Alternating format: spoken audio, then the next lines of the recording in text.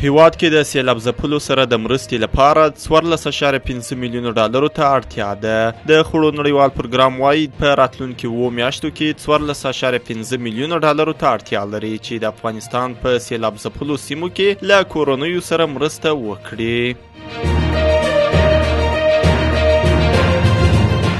د ملګرو ملتونو د ماشومانو ملاتړ صندوق یا یونیسف له ناورین سره د چمتووالي او له اقلیم سره د مبارزې په برخه کې د پانګونې له زیاتوالي غوښتنه کوي. دغه سازمان په خبره وروستي سیلابونه په راتلونکي کې د اقلیمي بدلون د زیانونو جدي خبرداری ورکوي.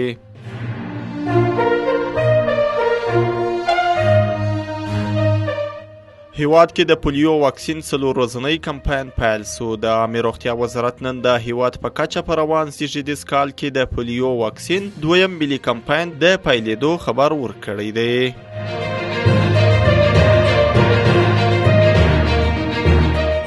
د ترانسپورت او هوایي چلند وزارت د هوا پیژندنې ادارې سبا او بل ورځ د هیواد په یو شمېر ولایتونو کې د شدیدو اورښتونو او بادونو چې دوړې به هم ورسره وي وړاندوینه کړې ده. دغه ریاست په وینا بدخشان، تخار او نورستان ولایتونه به د سختو اورښتونو او شمال لویدیځ، سویل ختیځ او مرکزي ولایتونه به د سالنګونو په ګډون د توندو بادونو شاهد وي.